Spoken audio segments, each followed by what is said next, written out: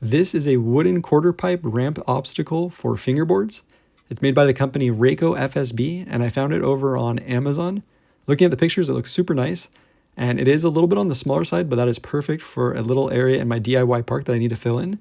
And for under $30, it is definitely one of the more affordable options for fingerboard ramps. However, right out of the box, I noticed that this ramp has a few issues. The biggest issue is the coping. It sticks out way too far and catches up on the wheels. It's also a very light obstacle, and it makes it very easy to knock over and move around on the table. These issues make the ramp not very functional, so instead of ending the review here and just saying it's not worth it, I'm going to head over to my local hardware store, Home Depot, and see if I can get some supplies to make the ramp more functional. Whenever I make a trip to Home Depot, I try to remember to bring a setup so I can test out the merchandise. First stop is the sink department. Ollie sink to sink gap unlocked. Now it's time for a kickflip sink to sink gap. And the kickflip sink to sink gap unlocked in the same day. Pro DIY fingerboard tip, head over to the AI Grass and grab a few free samples. These are perfect for a DIY spot to add a little bit of color. This material will be the perfect base for a mall style build. Super smooth. Finally made it to the wood department to get what I actually need to fix the ramp. First, I gotta get a nice line in on these wooden top tool chests.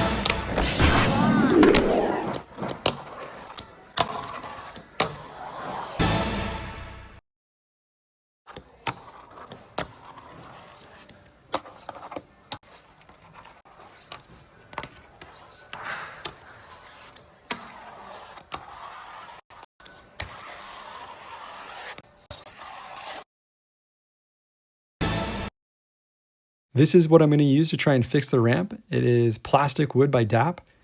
Pretty sure any wood filler would probably work, but this was the least expensive option at around $6, and it came in one tube. So I'm going to open this stuff up, and I've never really tried this stuff before, so I'm going to see how it goes. But it says that it dries hard in about 24 hours. And I'm just going to apply a thin kind of bead near the coping, and I'm using a small block of wood to smooth everything out and push it in place. Normally I would use a putty knife, but I couldn't find mine, so this will have to do. And I just want to make sure that everything's pushed in place and that there's no air bubbles.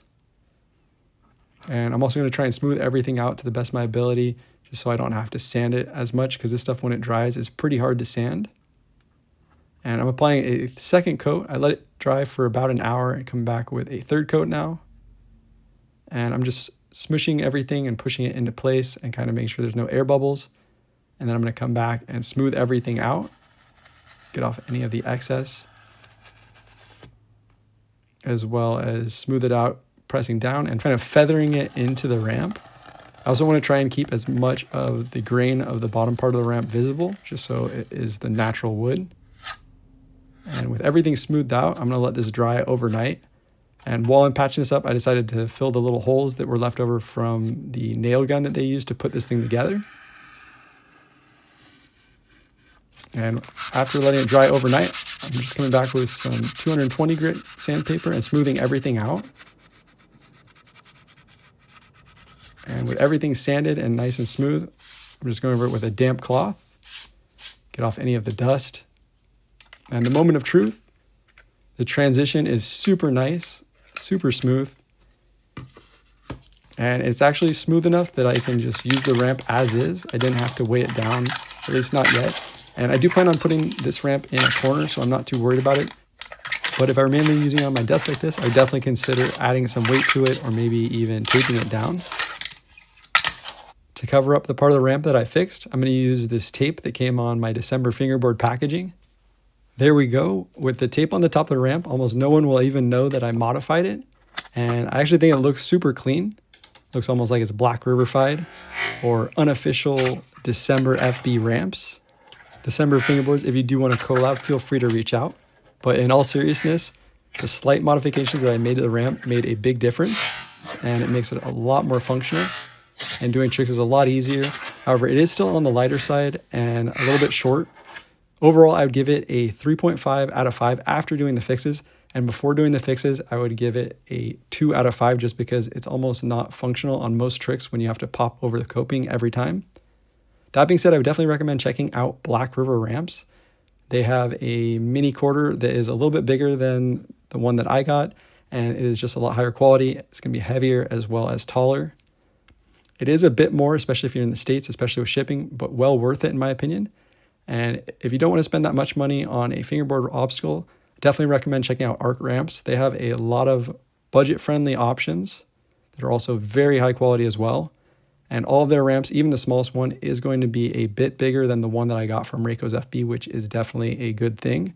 And they are all designed specifically with fingerboards in mind. So they are all very functional out of the box, as well as have a bit more weight to them than the one that I got.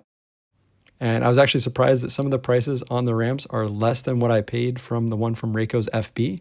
So definitely worth checking them out for their ramps as well as their other obstacles. One thing that I did notice is that the shortest ramp available from Arc ramps is 3.5 inches tall, which is a bit taller than the one from RACOFSB. And I think this is a better scale just for being able to do more tricks, and it's a little bit easier. They even have a Mondo one that is 15 inches wide and 3.5 inches tall. And there's also some taller options as well with the metal coping, as well as some options for different coping. And they even have some mall style quarter pipes that have the marble on top. It looks super clean. And also a really nice material for doing grinds and stalls on. Definitely worth checking these out. And if you have any other fingerboard companies that you know of that are good for checking out for obstacles or ramps you want me to check out in the future, let me know in the comments down below.